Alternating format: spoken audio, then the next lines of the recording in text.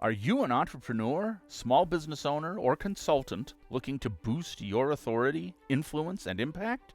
The Author Switch podcast with best-selling, award-winning author Carma Spence is your answer. Tune in for actionable advice, powerful strategies, and engaging interviews to turn on your author switch and take your business to the next dimension. The Author Switch. Hello, and welcome to the Author Switch podcast, episode number 30. And today I'm going to be talking about from intention to impact, how to find the why that fuels your book. And before I get into the content, and I've got some really juicy content for you today, I'm just going to tell you a little bit about myself. I'm your host, Carma Spence, and I am an award-winning and best-selling author. I've written 5 books on my own. I've contributed multiple anthologies. Many of those anthologies became international bestsellers, and 2 of my books became bestsellers. One of them won 3 awards.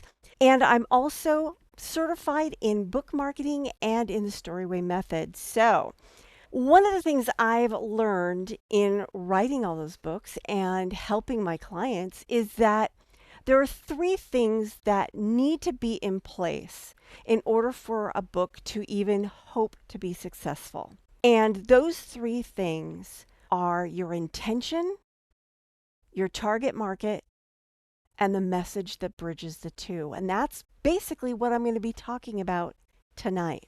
So, writing a book is a significant endeavor, and it's easy to get lost in the process, which is part of the reason why I kind of chop it up into little bits and I talk about each of these little bits during these episodes. And one thing I've really found is that if you don't have the intention, your why, down before you write the book, then you will run out of steam. Now, where you run out of steam may be different. You may run out of steam once you have your idea. You may run out of steam after you've gotten your outline. You may run out of steam somewhere in the messy middle. Or you may actually launch the book and then go, I don't care about this book anymore. Next. And when any of those things happen, you end up feeling not so great about yourself, not so great about your book, and you waste a lot of your precious time and energy, and you don't want to do that. You've got better things to do. So this is why your why is so important.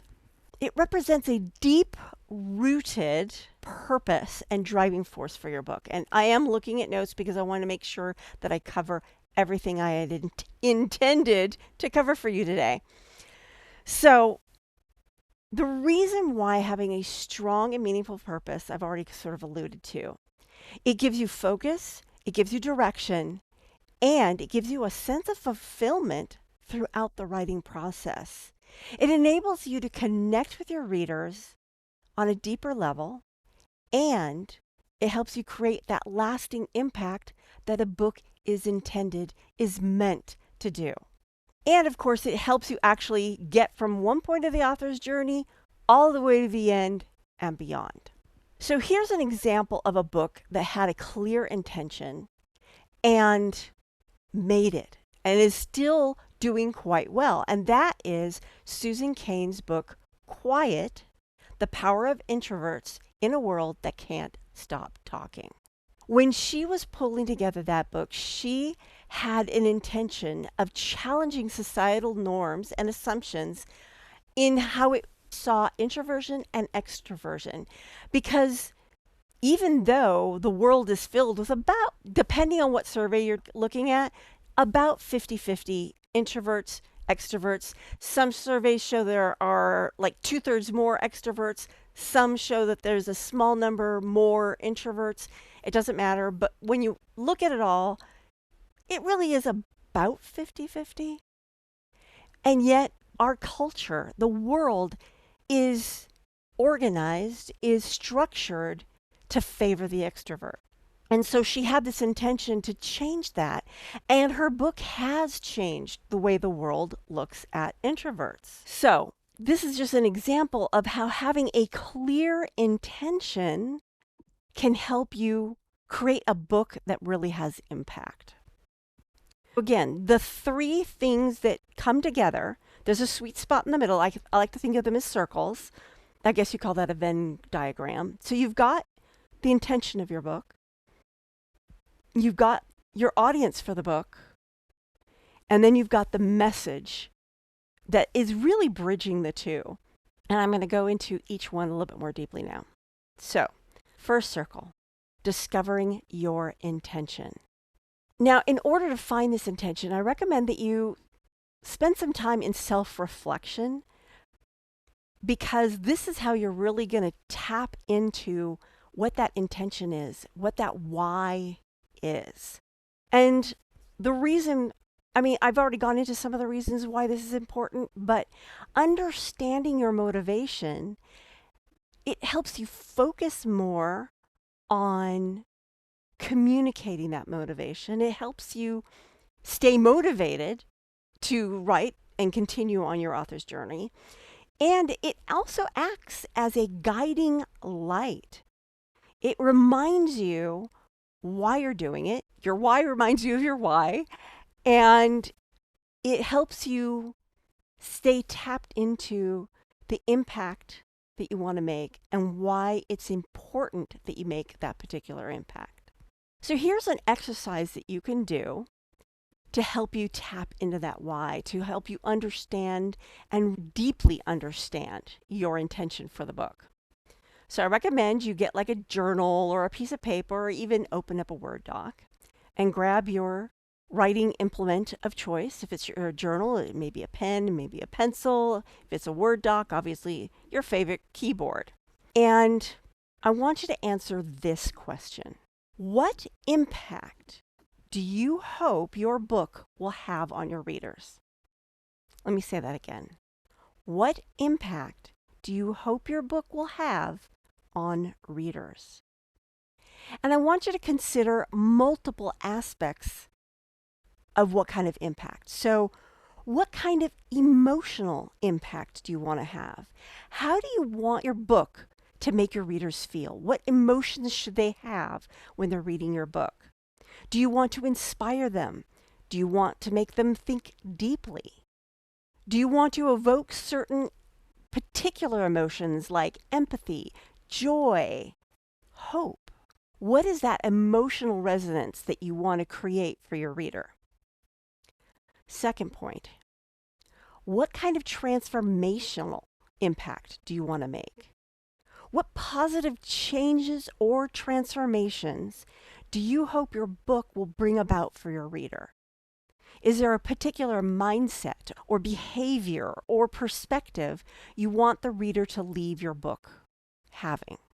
Third point, connection. What kind of connectional impact do you want to make? How do you envision your book connecting with readers on a personal level or maybe a business level? Do you want to create a sense of shared experience? Perhaps you want to create a sense of mutual understanding or mutual empathy. Or maybe you want them to understand that you grok them, so to speak. You get the experience that they're having and you have a solution for them. So that's emotional impact, transformational impact, connection impact, and there's two more. Awareness and education. Are there specific issues, topics, or ideas that you want to raise awareness of with your book? Or do you want to educate your readers about certain topics? What is the awareness or educational impact or aspect of your book that you want to have? And finally, empowerment. How do you want the book to empower readers? Will it provide practical advice? Will it encourage personal growth? Or will it offer just a sense of empowerment and agency? Now, a lot of this journaling I'm talking about here is really very applicable for a nonfiction book, whether it be a how-to or a memoir. All these questions can be answered. But you can also modify these questions a little bit for fiction. They will work for fiction too, especially the ones about emotional impact. Because I don't know about you, but when I'm reading a fiction book, I emote. Like when I was reading Lord of the Rings and I was a teenager, I looked up to Gandalf. I felt like Frodo and Merry and Samwise and Pippin were all my friends. In fact, when I got to the final end of the third book and Frodo gets into a boat and he's going off into the sea, the ocean or whatever, I just remember I cried. I cried because I felt like, you're leaving me behind. This is the power even a fiction book can have.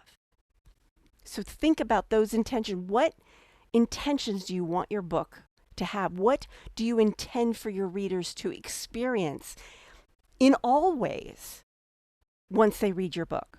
So now you've got your intention. Now you've got to think about, so you've got this intention for your book. That should help inform who would want to read that book. Who is your target audience?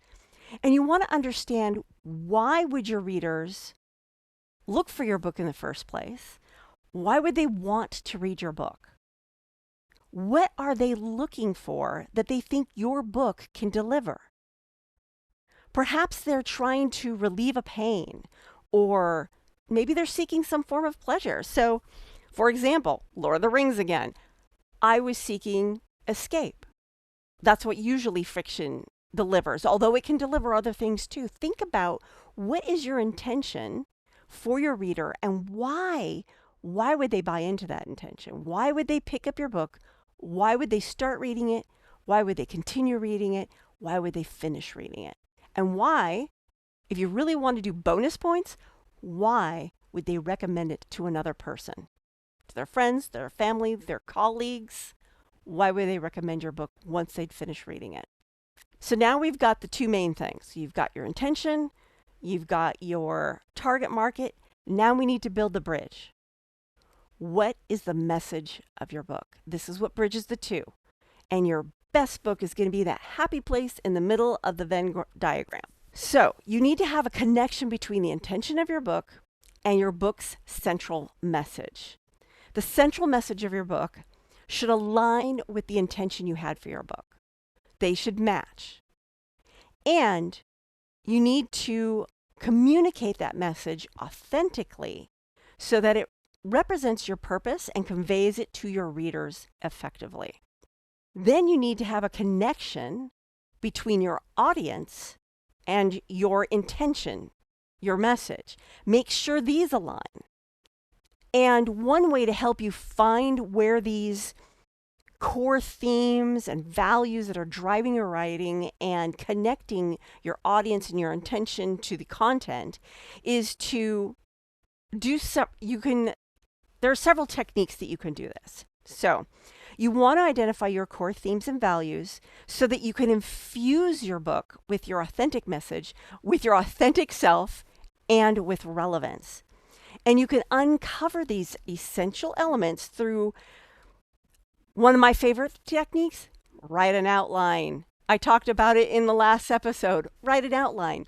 But maybe before you get to that outline, you want to try mind mapping. And maybe once you've done those two things, you'll seek feedback. Seek feedback at the mind mapping level. Seek feedback after you've written your outline. Seek feedback once you've written your first draft. Get some beta readers. All this feedback will help you make sure that you are matching your intention to your audience and your message. So in conclusion, you want those three things: intention, audience, message. And you need to get clear on those three things before you start writing. You want to make sure that your intention is aligned with your audience and it's aligned with your message. Have I said those three things enough times? Do you get it? So, I've given you some really good homework here that you can do to help you get that. But if you would like some more help, I invite you to come to a free, no cost, no obligation, curious conversation with Carma. And you can schedule yours by going to authorneering, that's authorneering.com/schedule. Book your curious conversation with Karma and let's explore how I can help you set intention for your book, match it to your target market, and then make sure that the content of your book, your message, aligns with those two things. This is the end of this episode of The Author Switch. Thank you for listening or watching, and I'll see you next week. Ciao! If you've enjoyed this episode of the Author Switch podcast and would like to show your support, there are a few ways that you can do that. First, I encourage you to subscribe to the podcast so you never miss an episode. Additionally, leaving a rating and review would greatly help me reach more listeners and continue providing valuable content. To stay up to date with the Author Switch podcast and gain access to additional information on amplifying your authority, influence, and thought leadership through books, you can follow me on Twitter at KarmaP. For those interested in catching up on previous episodes, including those no longer available on podcast platforms, you can find them all at authorswitch.com/episodes, where you can choose to watch or listen to them at your convenience. Thank you so much for your support and for being a part of the Author Switch community.